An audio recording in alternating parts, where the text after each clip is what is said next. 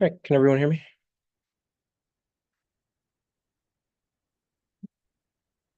Yeah. Well, welcome everyone. Sure everyone here is interested in malware, wants to run malware for fun, right? Not infect their system, or maybe that is what you want to do. I don't know. Um, but we can jump into this. So just a little agenda for today. We're going to get into kind of what is malware analysis. Just as a quick kind of gauge, how many people here have heard of malware analysis before? Um, like show of hands. Okay, I know you have, but like anyone else heard of malware analysis?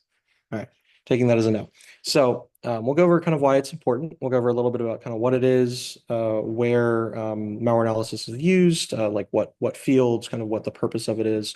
Um, and then also kind of what career opportunities you can gain from just being in malware analysis. We'll also, as kind of the main activity for this workshop, set up an isolated environment. So as kind of a caveat here, I did set this up with the idea that, you could set this up with both a Mac or Windows, though unfortunately, when I was testing it with Mac, specifically the M1 Macs, because of the emulation, it is extremely slow. So I do recommend that, you have a PC for this or some sort of, Intel system, not ARM. If you do have ARM, you can try emulation. It's just for me testing on this Mac, it didn't work very well, and Windows is super slow.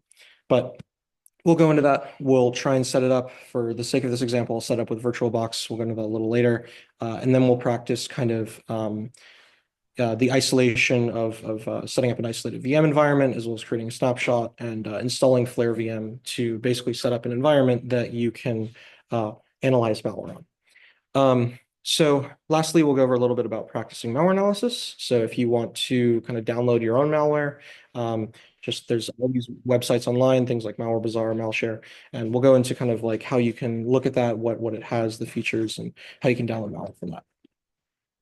But with that, let's get into kind of an intro, just overview of malware analysis. So what is malware analysis?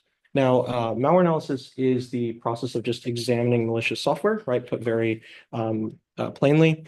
There's a lot of depth into this. The more you go into it, the more it kind of expands, right? Like it's is simply put analyzing malware, right? But once you go in, there's like different types of malware. There's different types of ways you can obfuscate it. There's a lot of complexity, a lot of languages that go into this that kind of make it a big field and something that you will consistently have to go over and learn more, typically on the job, right? But overall, a lot of what this is used for is just to kind of determine the functionality, origin, and potential impact of malware. So this includes things like, what type of malware is it? Was it ransomware? Was it a Trojan? What was it trying to do on the system that it infected, right? The origin, who was behind it? This could be something like, was it an advanced persistent threat, state-sponsored actor, right? Who was actually behind the attack? Who is targeting you with this malware? Or is it just broad crimeware, right? If it's broad crimeware, you're probably not targeted, but it is something that to consider. Who is targeting you? Why is your business being targeted? And then finally, potential impact. I think if you look at malware, what did it exfiltrate? It could have exfiltrated your crown jewels, your business secrets, or like whatever you have on your computer that you might care about. So some of the common use cases with this are, of course, learning about attribution. Now, if you want to know who was behind the malware, things like advanced persistent threats are a very common one. These state-sponsored actors that are, I don't know if anyone here has heard of maybe, God, what's the name? Like, has anyone heard of Sandworm or another one X? Can't think off the top of my head. Like, yeah, Cozy Bear. Oh, like Lazarus too is a very common one.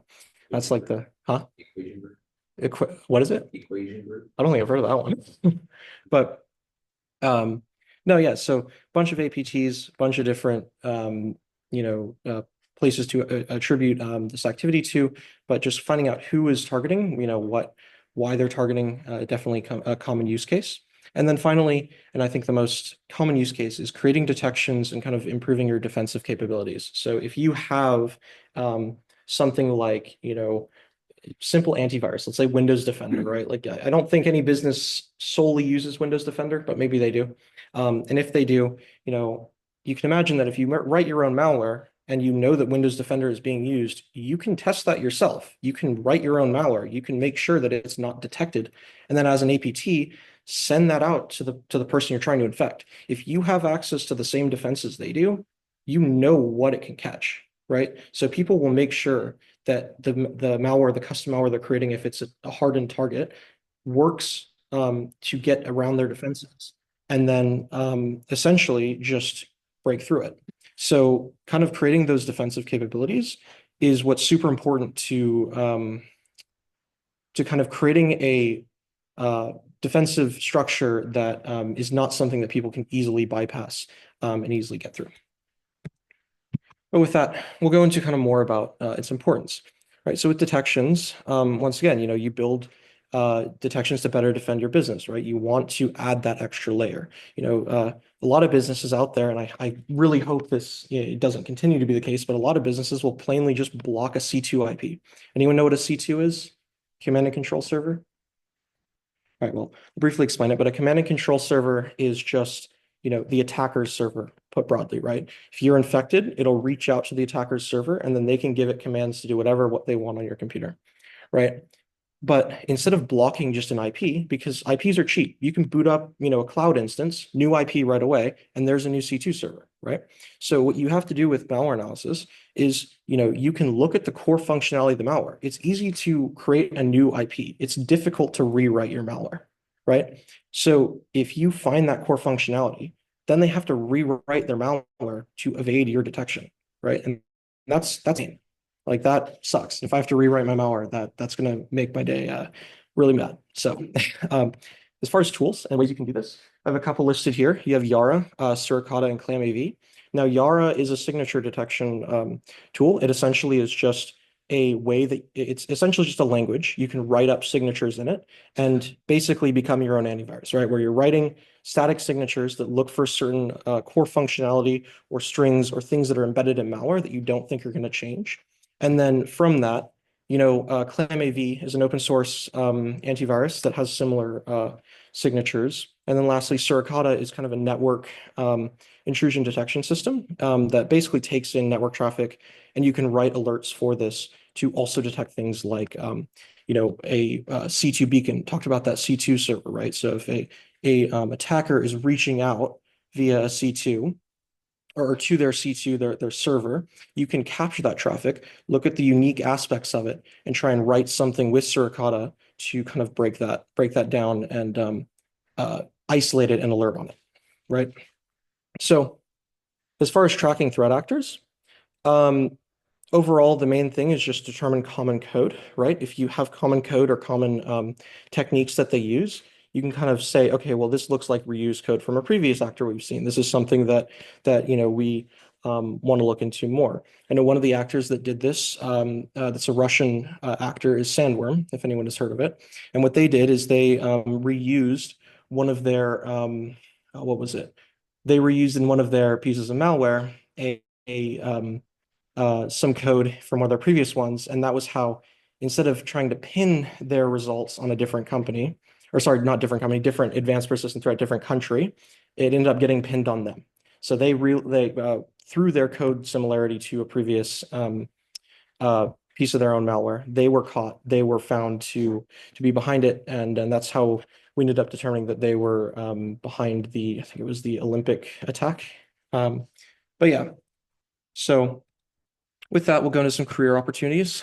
I personally think that um, well, you can get an idea of the salary here, that just because of the requirement for a deeper understanding of a lot of the languages, a lot of the topics, right? A lot of this knowledge is taught after you get into an initial blue team role. So you start out as blue team, and then you get into reverse engineering from proximity, right? If you're working incident response, for example, you start out as incident response. You find maybe, someone sends you an email, has malware in it, right? And then from there, you have to look at that, and your experience with looking at it and having to go deeper is what can get you into the role of reverse engineering.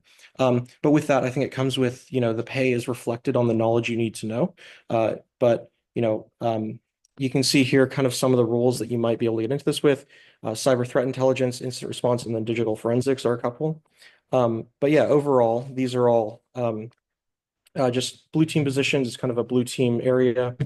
Um, and yeah, I think if you want to get into this, it's worth knowing now, and you can kind of from that use that skill to better yourself in those positions as well.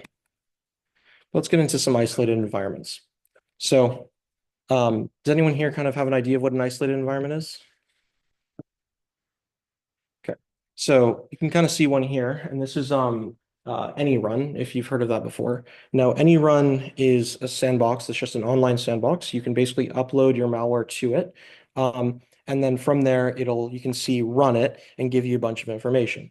Now, some of this information includes things like, what other files did it run? What files did it read and write? What things did it, what else? Like, what did it try and connect to, right? And that can be super useful for figuring out what is it actually trying to do on your system. The only downside of using these is that they are kind of restrictive, right? You can get what they give you, but past that, you can't do any further analysis. Like I can't read the code. I can't look at anything on here like in a debugger, right? Because it is just an environment that runs it and then does its own debugging, and that's it. Typically, these are a virtual machine, right? And they don't access any other systems. So once you upload something to this, it can't connect to the internet. It's all proxied, it's blocked, right? And there is no way that it can reach out, aside from some other vulnerability, which we'll get into later. But these are intended to just be isolated. You can't break out, and they have no way to connect to any other machine other than what they're currently on. So with that, we talk about some of the characteristics of isolated environments. Network isolation is a big one. They are kind of called like air gap systems, right? So you can't break out of them. They're intended to be either in like an air gap network or an air gap system. There's no way that you can connect to the internet, and that's a very important part. You don't want the malware to reach out to the person who wrote it, right? Some of the techniques you can use that I talk about briefly with any run is that proxying, right? So if you proxy and intercept traffic, what you can do is you can essentially capture that traffic, view it, and then see what it's doing, right? If you just run it, you're not going to see much. But if you run it and capture the network traffic, you are essentially able to view what it's doing. You can like get that beacon and maybe write something of a detection to signature that later, right? And that's how you get things like C2 IPs, different aspects of it, and are able to maybe like write something to kind of further understand who's behind it. Some of the examples of tools you can use are FakeNet, man-in-the-middle proxy, and polar proxy. For the sake of Flare VM, you'll probably just be using FakeNet. Man-in-the-middle proxy and polar proxy are helpful for breaking down TLS. So if you want to view like HTTPS traffic and not just HTTP, you can use those, but it requires a separate VM. So we'll not be going into that, and that's something we can do in a future workshop maybe. The thing is separation from the host system. So, once again, has to be isolated. If you're running a VM, you don't want to share any like system critical folders, or you don't want to have like, a device being passed through. Like if you share your graphics card with your VM and then it overwrites the graphics card BIOS, right? Now you're infected. You use that on another system and that's persistent. That's going to be shared, right? So you want to isolate it as much as possible. You want to remove any kind of pass through or any kind of like copy and paste, drag and drop. Those nice features, can't use them anymore, unfortunately. But then the last thing is snapshots. Snapshots are a big kind of characteristic. Have you ever heard of VM snapshots? This is what we're going to be basically using all the time, right? We want to make a snapshot and then revert back to it after we're done running our malware and analyzing it, because you don't want to just keep running malware on the same system. You'll get a bunch of conflicting results, and it won't make a lot of sense. So this will just kind of save your virtual environment, allow you to roll back to it when you want to, and then from there, you have a clean environment to perform your next analysis. So I will say this before we get into this and kind of more delving into malware. This is not without risk, right? You are running malware. A lot of the malware that you run is probably going to be pretty stupid, and but like you'll see some pretty ridiculous stuff, just like VB script or whatever that's just trying to run like copy some of your files or something. But there are more advanced things. There are virtual machine escape vulnerabilities that have existed, and there are ways to break out of the VM. So if you do not like approach this with caution, if you do not kind of keep up and update your isolate environment, it is something that you can run into, right? It can infect your host system. It is not without risk. So most businesses will use multiple layers of like isolation to kind of get around this. I know like if you have, your main machine, right, your host machine, and you have a VM, a lot of businesses will have that host machine and then the VM, and then they isolate it in another air gap network that's a physical network, so it can't get past that, right? And that's kind of the best way they can do to like mitigate the risk where you really need to be in kind of anticipate that malware is advanced. It could break out if you're not careful. But once again, so these are not common. I wouldn't worry about it. Out of my entire time looking at malware, and I've been doing this for like, God, 2 years now at least, I have not seen a single sample that does a VM escape. I'm sure you could look for them, but they are not common. And they typically, if you're looking for them, you will see that they are intended to do a VM escape. And then you have to prepare, that, you're not running the vulnerable software or you're not um, using something that can exploit before you actually go into this. But yeah, just keep your VM software updated. Make sure that you're not running anything that, or kind of like delve into the malware before you actually like run it, and you should be fine. If you just kind of look at it and it doesn't look like it's going to, do anything serious, it probably isn't. But yeah, just as a warning, it is malware. Please don't be stupid with it. Don't run it on your own system. You know, don't be dumb, right? Um, but with that, we can get into Flare VM, kind of the main topic for this. So, what is Flare VM? Now, Flare VM is a Windows-based VM environment. It was specifically created for like malware analysis and other kind of blue team operations, things where like digital forensics, incident response, things like that. And it utilizes kind of like install scripts to essentially, once you have a base Windows setup, you add on the install scripts and it just pulls down a bunch of tools that you'll find useful for malware analysis. This was developed by FireEye, if anyone's heard of that. Specifically their advanced reverse engineering lab. And it is, from what I understand, like probably one of the most widely used VMs in the cybersecurity community. If you've heard of Flare VM before, I don't even think I know of too many other ones, but this is definitely the main like VM that you will use for a lot of reverse engineering. But to get into kind of a little bit of what we're going to do for installing Flare VM, we'll start with downloading some virtualization software. Uh, I do have QEMU listed here. You can try it if you have Mac. I would not recommend it, but it's worth a try. It just takes a while to install. It took me about 2 hours to install Windows because the emulation is super slow. I would not recommend using UTM, despite it might be tempting because it's a lot faster. But a lot of the malware, unless you're trying to look into like specifically ARM malware, you really need to use x86. The architecture that you're running on your computers, it's very dependent on the architecture being x86. Most of the malware is for x86. ARM is a lot more niche, and I think the only time I've seen that is like if it's specifically targeting a Mac, right? But and in that case, you probably wouldn't use Flare VM. You'd use like a Mac VM, which I'm not going to go into.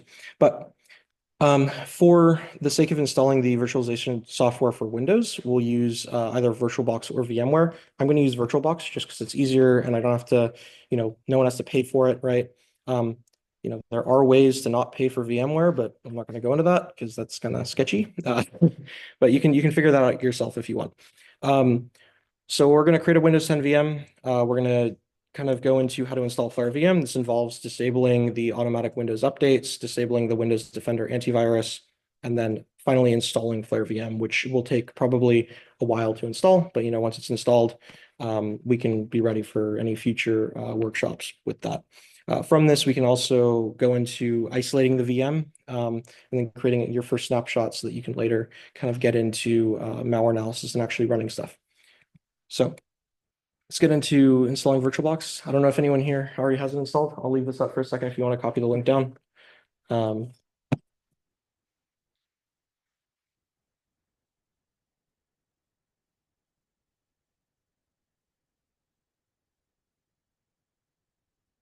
Let me know when you guys are ready.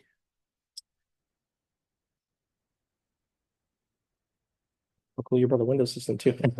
I knew. I swear you gotta have two computers, right? All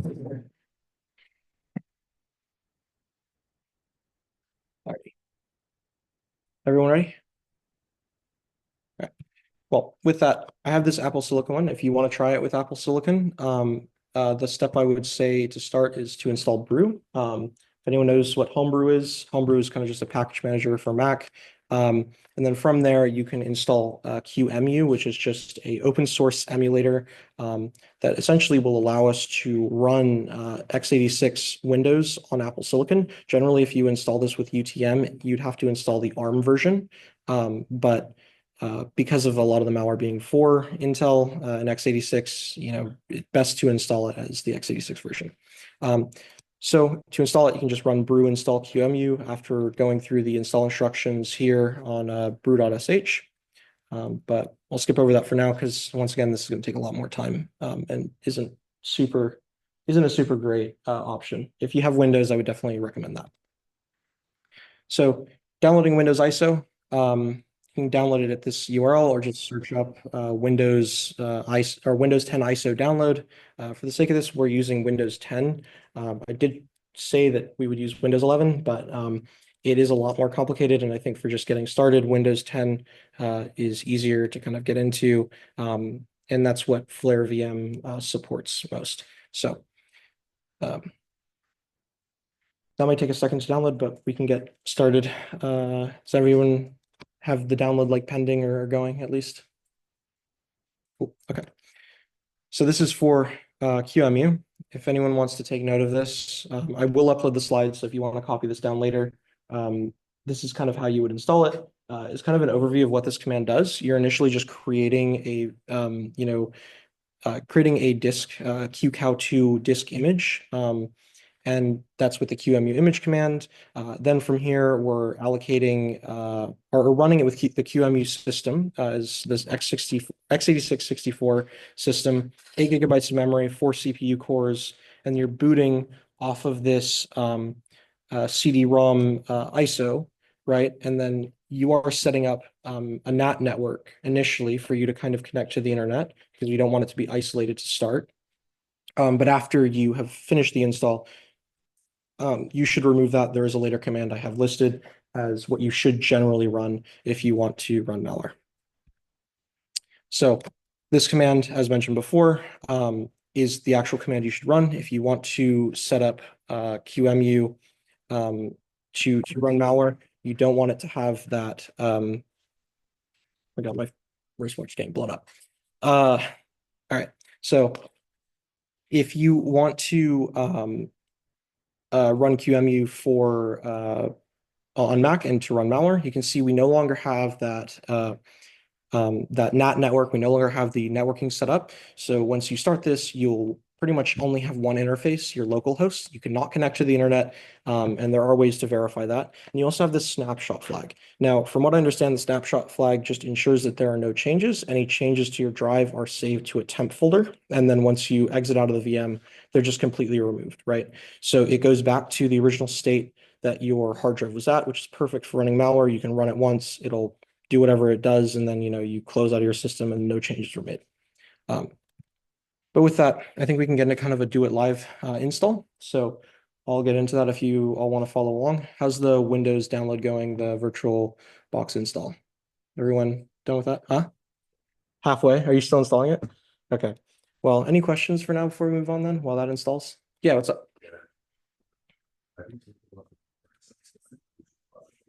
Oh, yeah.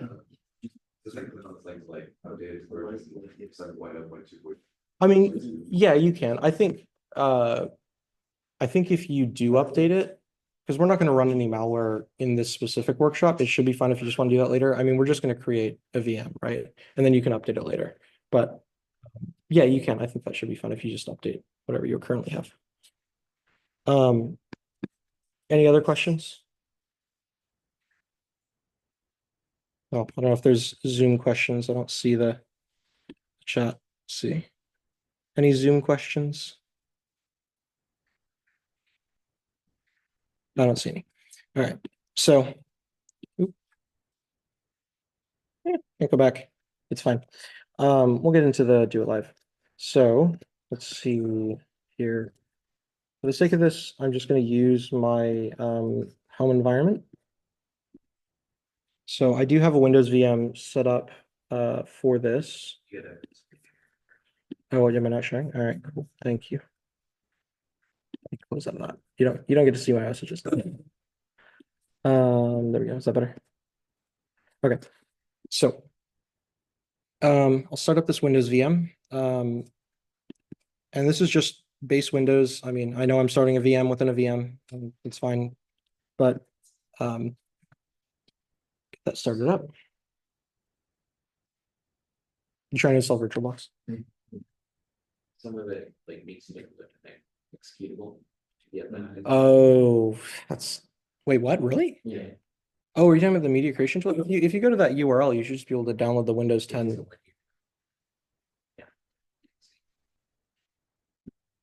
Uh, do you think I should just upload it to the drive and let people download it that way? You think we have the space? Because I have it.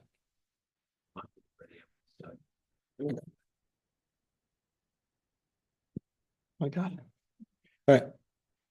Yeah, so oh my God. Windows updates at the worst times. See, we'll get that. Uh,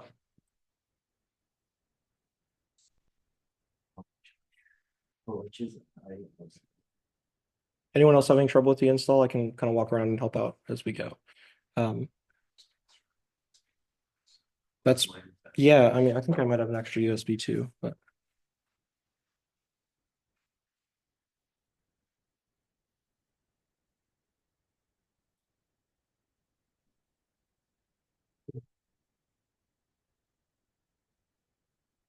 I love it when Microsoft wastes my time.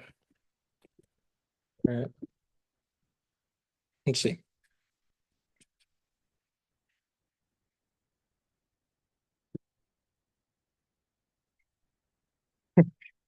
Wow. Yes, yeah, it's going to be VM inception. It totally works. Yeah. Um, I do have a separate Flare VM thing because I mean, I will show you how to install it. I'm not going to install it. It takes a long time. Takes like a couple hours to just download everything. But yeah, I have VirtualBox here. Um, I originally intended for this to be my Malware VM, but no, it's not. Alrighty. So if everyone has their VirtualBox open, you can just click new here. And then we can create like a name. I'm just going to call it like Mal Windows. Oh my God. Um, Mal Windows, right? You can select an ISO image. I don't know if I have one already. In my case, I can go ahead and download one. I don't think I have it. What is this? All right.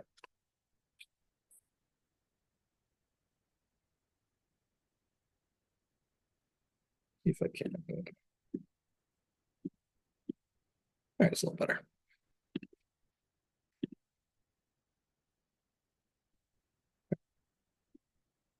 Oh, is this the thing you have to download? Yeah. Oh my God. Are you kidding? It's not too bad.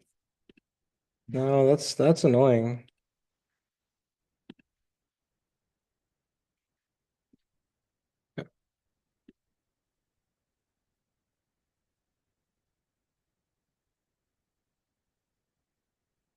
Let's see.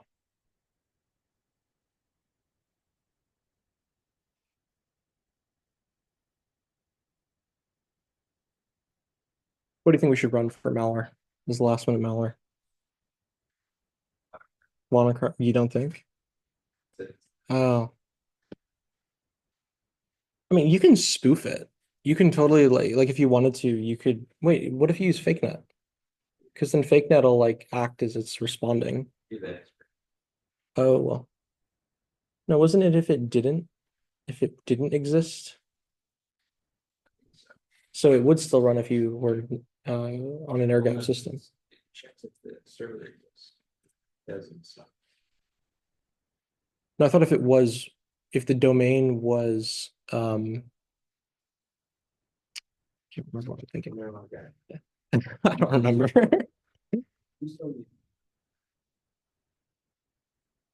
Everyone have it? Hmm.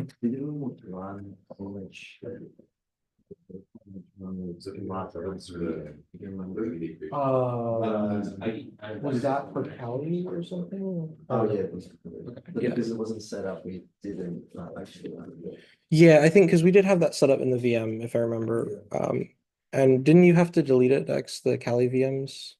Yeah. Yeah. All. Wait, so all the work that we've done. You can get resized. I mean, I think we can like duplicate them too. So we're probably just going to duplicate a bunch of them and get them all set up. But sorry, yeah, your usernames are gone. Uh,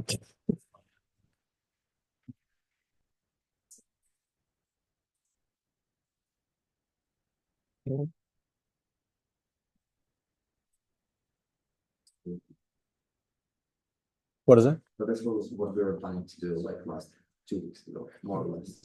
Similar. Yeah, yeah. No, I mean this is basically the same thing. I think the only difference is we're installing Windows, right? By the way, if you when you do create the VM, some system requirements. If you're creating it, I would give it at least 150 gigabytes of hard drive space. Probably won't use that, but Flare VM is pretty heavy. So you're probably going to want at least 100, probably no less than 100. I would say 150 to be safe. And also give it like uh, it's fine. Don't worry about it. Well, yeah, we'll figure it out as it comes along. Don't worry about it. Yeah, I am a Mac user. Yeah, no, I don't know. It's what is it? Oh, lovely. Thank you. It's That's what happens when you don't pay attention. Okay. what about 40? 40. Yeah. That's gonna just be taken up by Windows. I try. Do you only have 40? I have like 59, so yeah. Probably. Oh, Jesus. Yeah, that's rough. Just give it as much as I would say just give it 150. It's not gonna take 150 and it'll just freak out if your hard drive is not enough space. Huh? Does anyone need the ISO? No.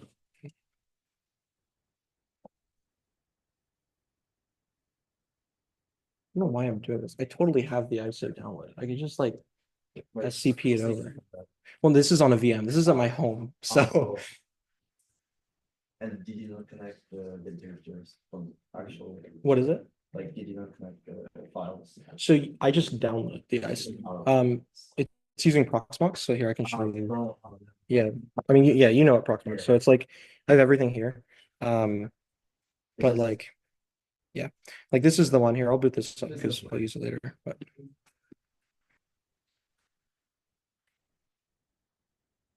you want to see the flex. X. Look at that storage. Look at that storage. Where the fuck? Where am I getting that? Yeah, I'm using a lot. I don't know. Don't worry about it. I know like at least half of that is malware. Yeah. So this is, I'll just show you as like a sneak peek. This is Flare VM. Um, but let's see. This is, let me this. You're finished.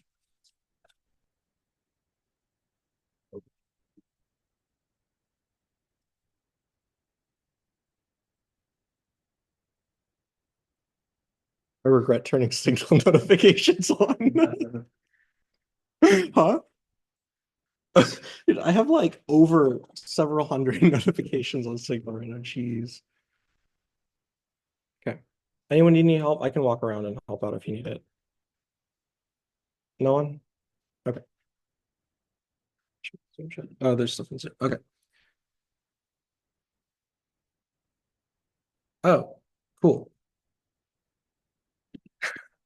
Thank you. Um, Maybe I should just use the slides then. I'm using my own slides. All right.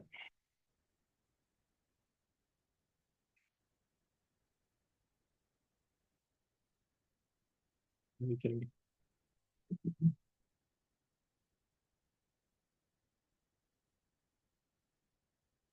Yeah, let's see if I can like.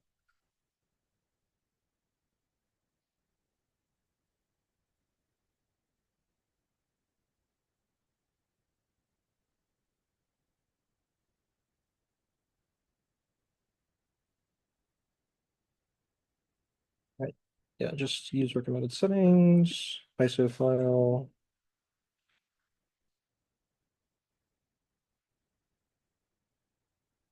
desktop, save. Okay, there we go. Let that download.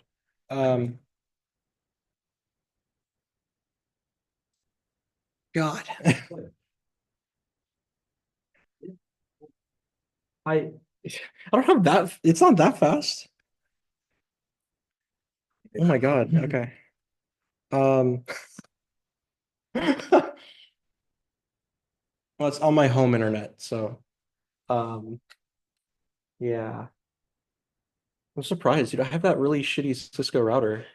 It's like this is going through a Cisco router from 2009, and it's still okay. I'll take it.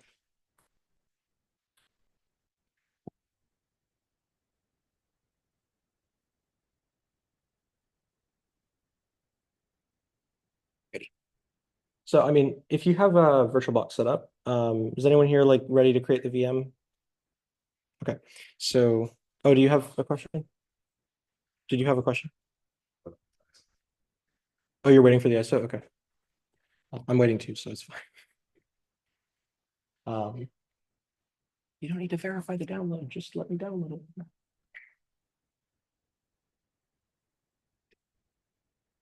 I guess I can show you a little bit about Flare while we wait. So this is Flare VM, right? Uh, you can kind of see some of the tools here. You have FakeNet, which I can go into a little bit later. I'll talk about it a little bit now because it is pretty important and something you will use. So FakeNet, just as a brief overview, is kind of like a proxying system. Like when you have an isolated network, or sorry, an isolated system, FakeNet is something that when you run it will create like a bunch of fake services on a bunch of ports so that if the server, for example, or sorry, the malware reaches out to some random server, it'll just say, hey, this is a server that's running and give a fake response, right? It's just like a standard response, but for a lot of these servers that like check if can I connect to google.com, right? It will respond with that and say, yeah, you do have internet connectivity, right? So definitely run your malware now, right? And for like a lot of VM checks, there will be things like that. Like I think one was that I've seen in the past was like reaching out to the like see if it could get its IPv4 or something, right? And if it gets it, it'll be like, cool, this works. Like I can connect to the website that's always up. I'm going to run my malware, right? But when you run this, and I'll just run it real quick, um, you can see that it's proxying a bunch of traffic. So you can see the stuff that's listed out here. And if I was to go, uh, let's see, just open anything, you see a bunch of these requests in the background, a bunch of different um, requests. Let's see if I have Chrome on here. I should. Say I go to HTTP, right? You can see this is what it responds with.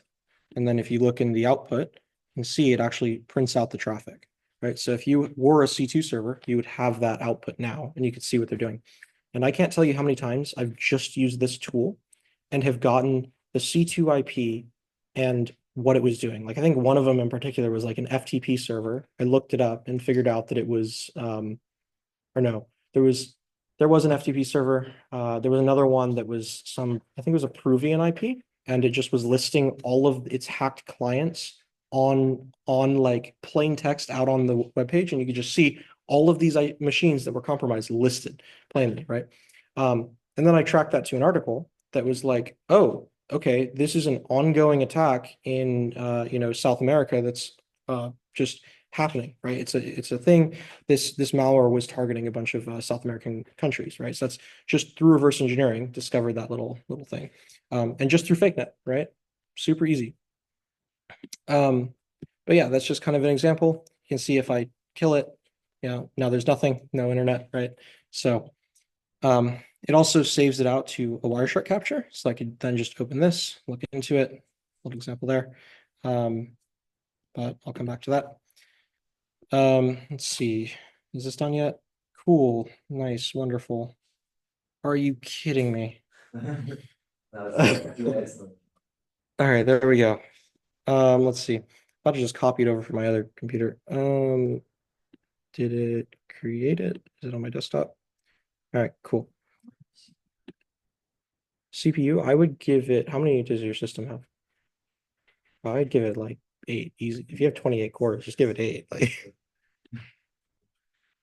uh, so for memory, I wouldn't do less than 4. 8 is probably good.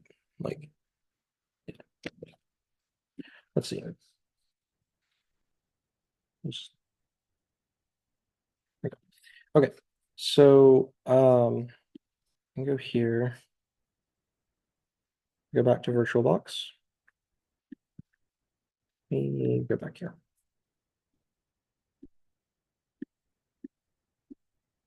There we go. All right. So I want to open a ISO image, right? So I can go down, select other, go to wherever I saved it. For me, it was on my desktop. Select that, and then we can just continue. Looks good to me. All right, so the username, I just like to go with debug and then put the password as the same. Do not use your password, right? I would not use the password that you used for your own computer. Just as safe practice, right? A lot of malware will copy the password, save it to something, and out of an abundance of caution, you should just probably not use a password that you care about because the malware will be stealing it, right? It won't upload it to anywhere if you isolate it correctly, but once again, probably safe to not use your own password. So I'm not going to be installing guest editions for RAM. Just go with 4 GB. And then for CPU cores, I'm going to go with 4. I don't think I have that much on this system. I think I tried to extend it, but it didn't give me a lot. Let's see. How much do I have on this? Oh boy, that's fine. I'll be in the same boat as you. Uh, let's see. So I'll do 50. We'll see. Or let's try 100 and just say screw it. Um,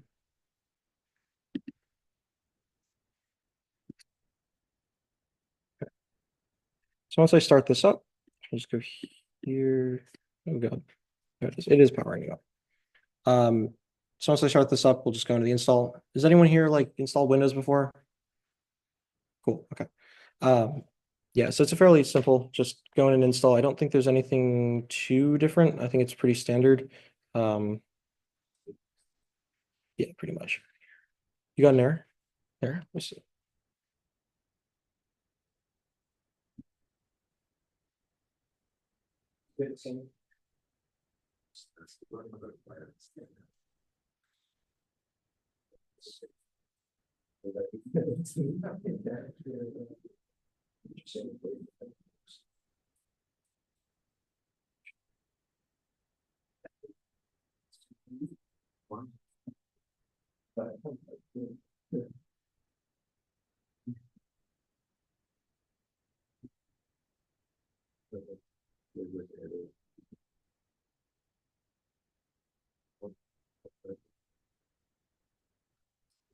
You know, that's all that stuff.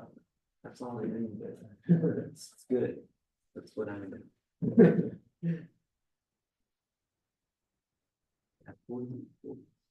What's he? What do we look like?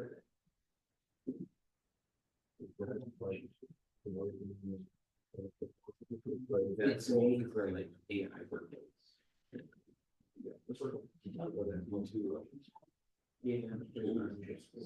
So this is like only for. With it works is it's like it will use whatever is installed, right? So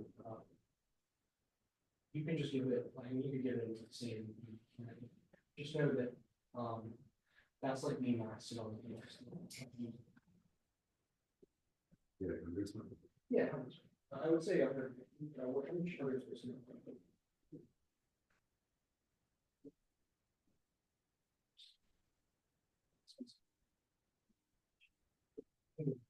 One problem is that's so. Anyone else need help? Sure. Oh, did you get one? Windows cannot be. I gotta see the. Yeah, the product. I can't read it. Oh my god, all right, I'm just gonna give out my hours so then, because it doesn't. That's but usually you can just click, I don't have a product key and it'll work. Is it connected? It might be that unconnected itself. Is it? Yeah, here, let me just close out of this. I can go to my thing. Do we have like somewhere we can upload it for people to download? You don't?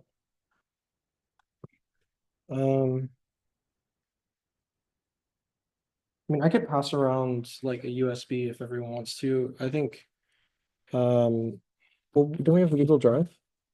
We do, but It is, okay. Um, anyone know any good like file sharing things? I wonder if I can use like, does Nextcloud support, um, like sharing? I think it does. Well, I have it on Nextcloud. Hold on, I'm gonna stop my share for a second. Oh, well, you can see it anyway. Hold on. Um,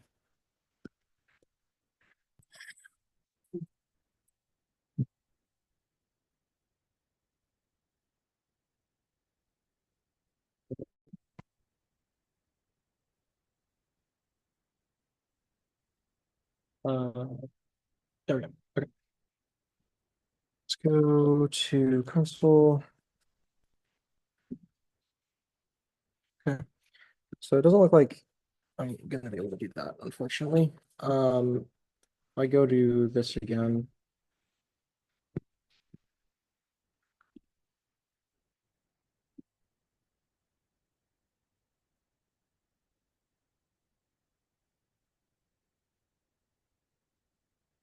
Actually, wait, if they just follow the link, they can do that too on the slides. Because then that's the unintended one anyway. didn't work because it is at the issue with the product. Oh, it did? Okay. That's because I use that too, for Mac and it worked fine. Weird. The tentative install is working. Okay. You get to read down the guys.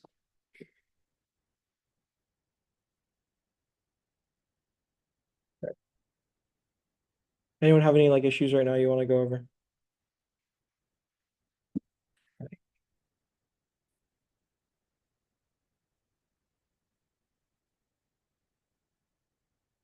Here, well, that's doing its thing.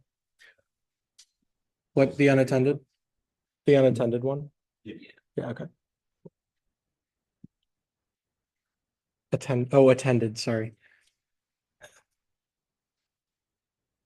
Yeah, need a new one, and then if it's like skip installation, just like that.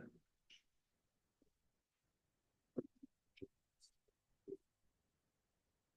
think you just right click it and. If yeah, if it's in virtual box is what you're talking about? Yeah. Actually you don't even need to delete it, I don't think. You can I think you can just go to, Just right click. well, you can remove it too, which would be here. But I think you can just go to settings and then when it starts up. I think it's storage. Yeah, and then from here what you can do is remove that, right? So you remove the Windows ISO and then you're adding another ISO.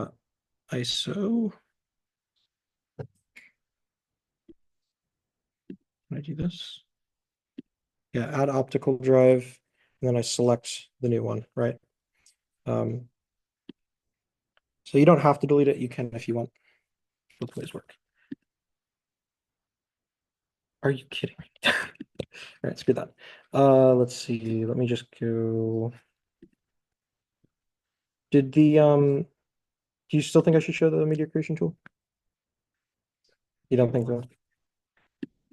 I'm just gonna download it for my local thing. I have one.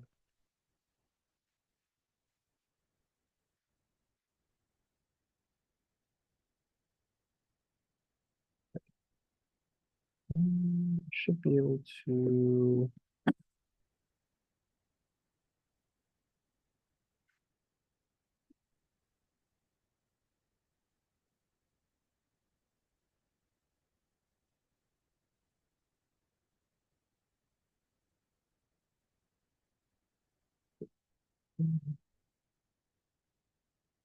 So this is gonna be.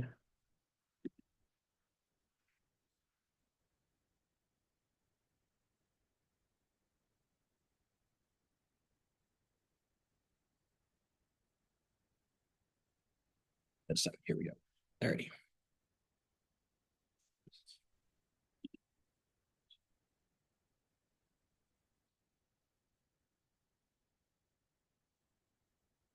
Geez, that is slow.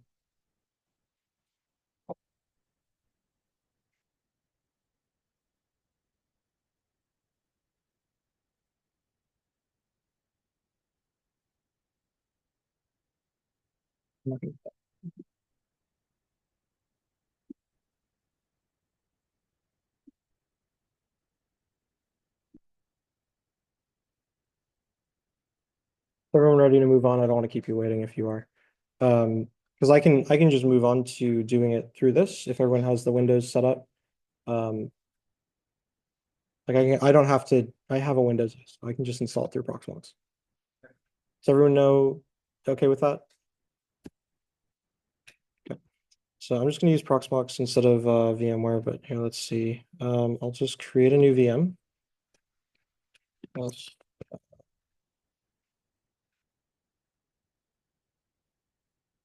Let's see. Where is it? Windows 10. It's fine. 150 gigs, right? I can do. I have a ton of cores, so I'm just gonna do 8, and then I have a ton of RAM. So let's see, what's 124 times 64? Cool. Um, what else? Let's see. That looks good. Cool. Huh?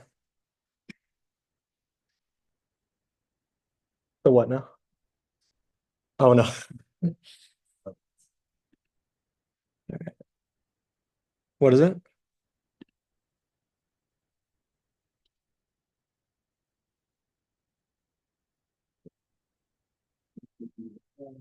Oh, also, let's see also.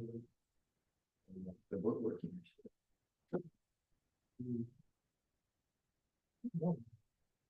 Yeah, bro. I read it. Yeah, just restart it. Let me see. Did because you went through the install process, right? You like or just clicking. Uh, Oh, for like in Windows, installing, yeah, like yeah. installing it on a drive, and yeah. Yes. So yeah, it probably is just like, did you reboot after it already installed, or you could just reboot now and it'll probably work because that's probably what it's doing. I mean, worst comes to worst, you have to install it again. Let's see. Gonna work.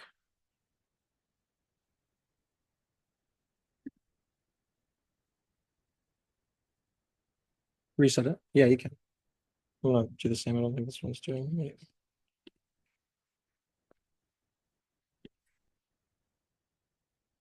Oh, yeah. Yeah, that's fine.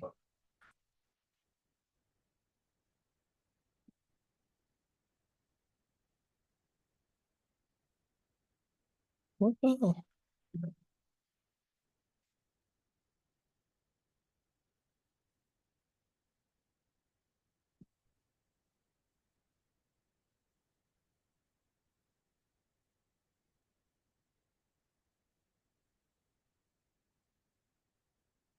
That's ridiculous. Okay. Um,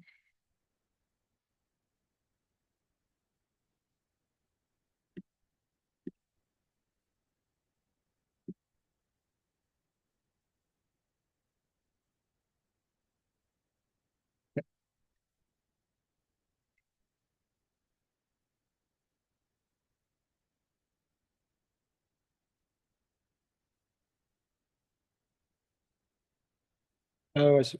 Okay. Um,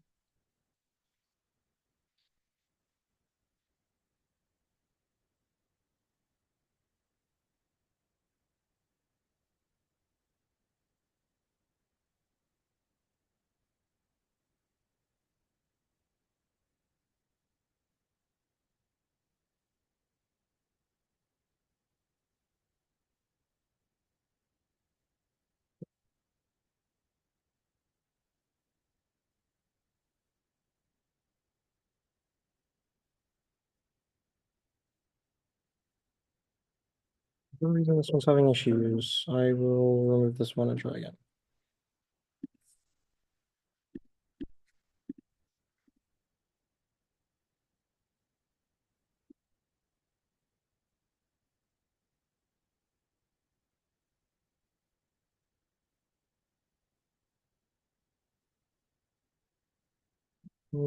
Try that again. That one didn't seem to work. Let me just do Windows 10. That's fine. Let me try it with BIOS or UEFI. Um,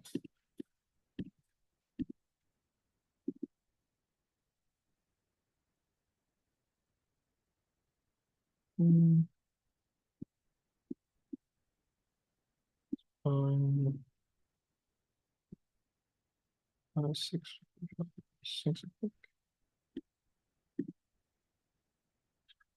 oh.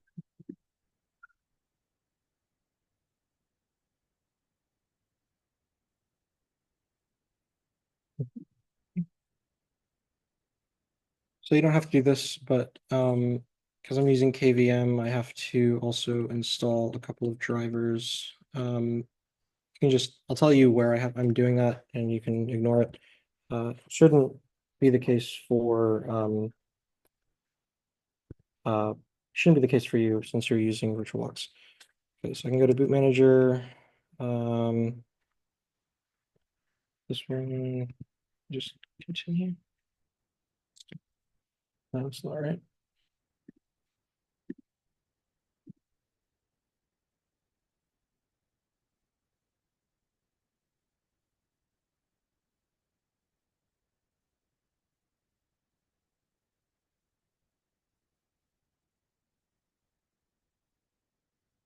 Hmm.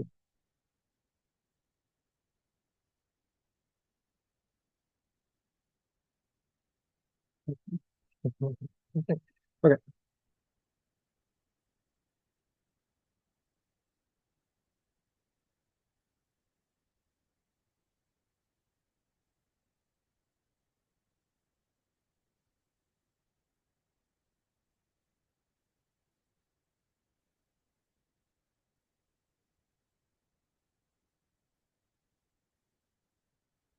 Booting. Add ISO storage level thing or ISO. Okay. Um, I really do apologize for this taking so long. Let's see.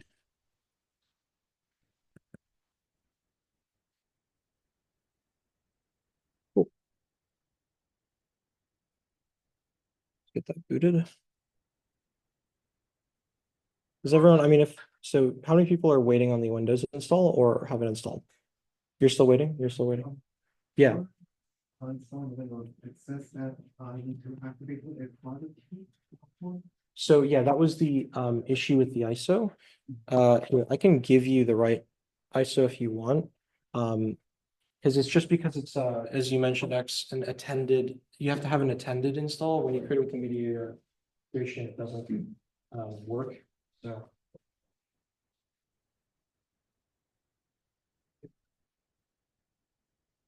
we have the USB right X with it. Do you want to just give it to him and let him?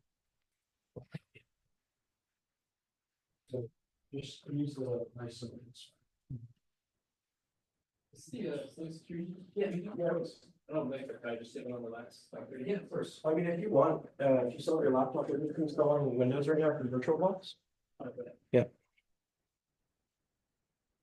So installing, right?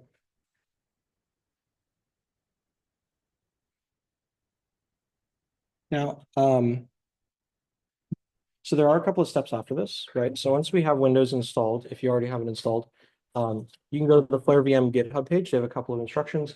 Some of the things that they have is basically mentioning, I'm just going to go with Pro, because why not?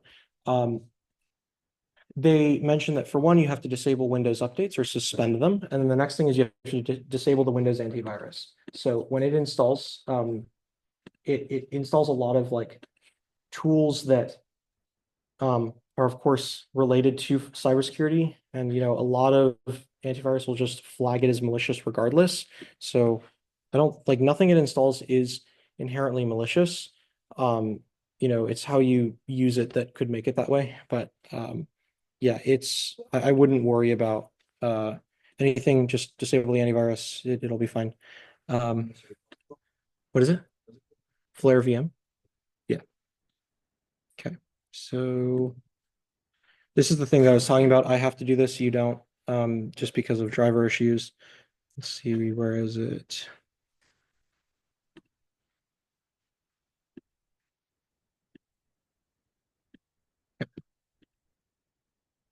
So just installing some drivers for the hard drive. That'll allow it to show up for me. Come on. How much time do we have the room left? 20 minutes. Okay, uh, I mean, I can just use this one. I might just use this one. It's fine. Um, yeah, because I have a snapshot of this anyway. So I'll let that Windows install. I'm sure everyone knows here, just click next, you'll be fine. But we'll move on. So if I go to Flare VM, if you want. So if you want to take a snapshot before you do the Flare VM install, that's probably good practice. Just because you have the fresh install, if any errors happen when you're installing it, you can revert back. But I already have one, so I'm just going to keep going. So Flare VM, if you look here, they have this install instruction, right? So there's a couple of pre-install things. First, disable Windows updates. So if I go to the Windows, check for updates, I think is the same thing. It will require you to download some, but some of them are optional. So I can go over here and I think I can just click, yeah, pause updates for 7 days. And now updates are paused, right? And that's what you want to see. So once you've paused updates, is that everyone good? I can move on. So you just go check for updates, Windows update, you scroll down, pause, right? Pause updates for 7 days, updates are paused. So now from here, they talk about this, where you're essentially going to disable your antivirus through the GPO or group policy.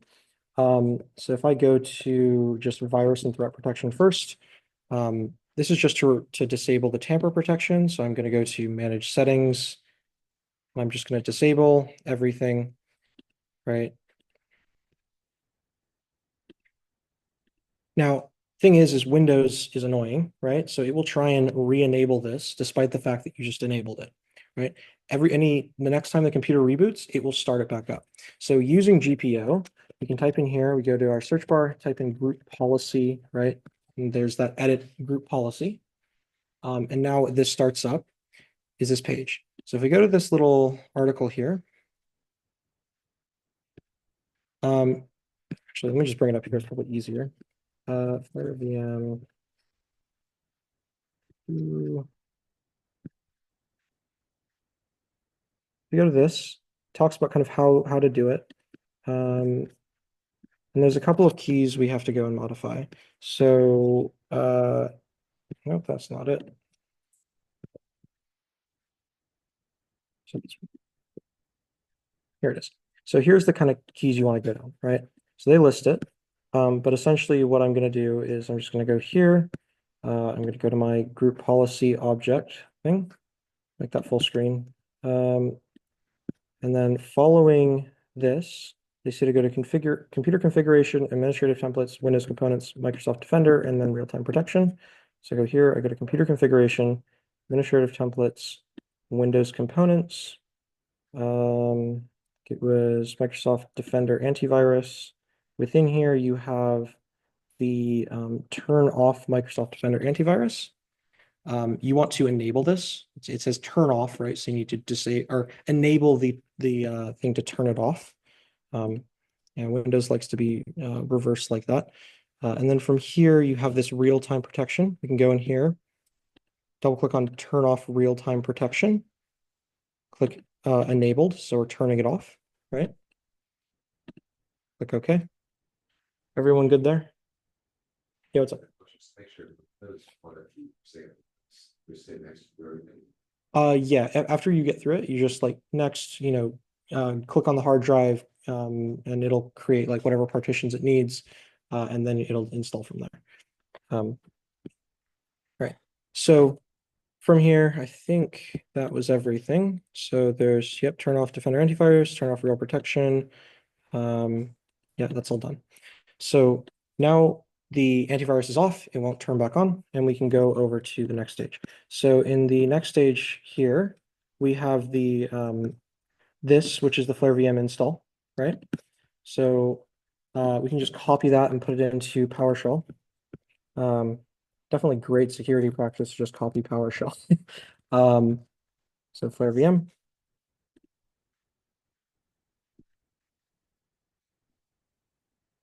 All right, so right here, you scroll down, you have this. Just going to copy this real quick. And then in my search bar, I'm going to go to PowerShell, right? I'm going to right click on PowerShell, and I'm going to click Run as Administrator.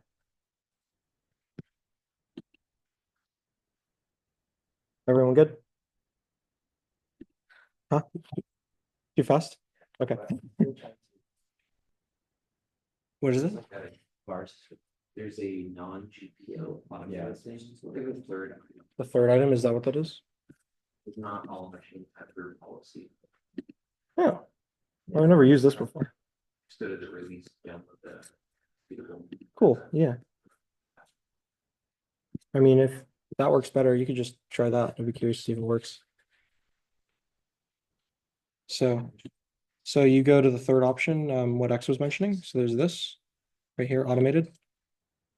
You go to the releases and then you download this and run it as administrator.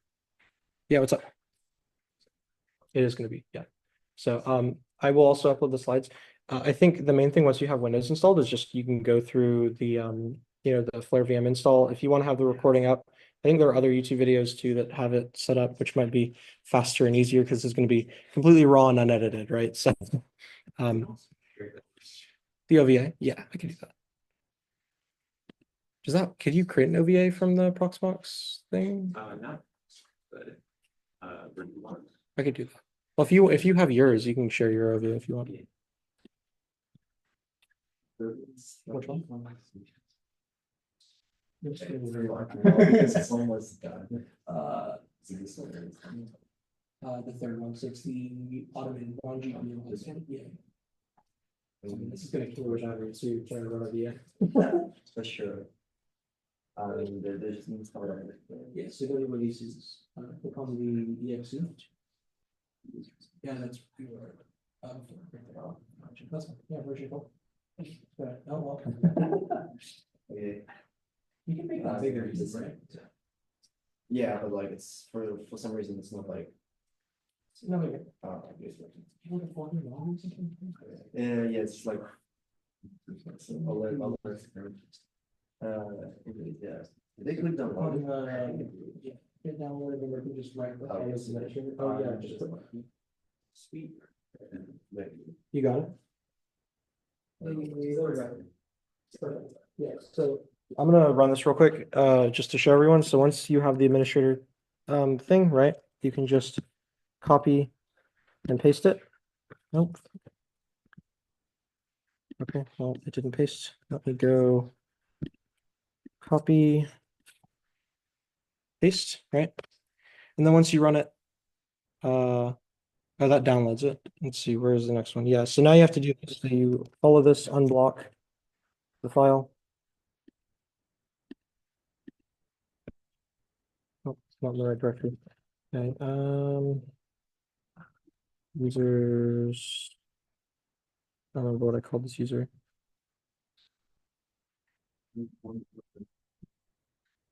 Yeah, you do. Yeah. So now I can do unblock file. And this is just a protection. So what Windows will do is in order to make it more difficult for a lot of malware to like run, right? And just on through PowerShell, it'll try and add these like restricted execution policies. It's completely ridiculous because it doesn't work very well. You can bypass it in so many ways. But yeah, so once we have that, I've run these two commands, the unblock file, set execution policy unrestricted force, and now I can just run the script. So I can do a dot slash install. Keep in mind I'm in the desktop directory where it downloaded, right? And now it's checking things. It thinks I'm not in a VM, but I am, so I'm going to say I wish to proceed. Checking that the disk is larger than 60 gigs. Internet connectivity. Right, and this will go and install. This takes like an hour, maybe an hour and a half. So it'll take a while. I don't plan for like running malware on this. I can run something. So I think I have the Windows 10 one set up over here. But yeah, once that's done installing, as I said before, you get this, right? And this is the kind of VM that you have. You have a bunch of things on here. Just to show an example, like you have IDA, right? If anyone knows what IDA is, this is kind of like for static analysis, right? This is so you can open up a compiled binary and basically try and read the source code. It's not super accurate because it is decompiling and it's trying its best guess to see what the compiler broke it down to. But like if I don't, let's see, let me open something real quick just to give it a showcase. Let's just do system 30. Oh, it's not systemctl. Oh, Windows system 32 calc. Is it calc 30xe? Oh, that's just wrong. What am I doing? Windows.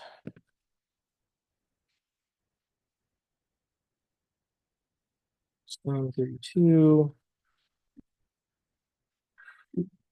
Calc.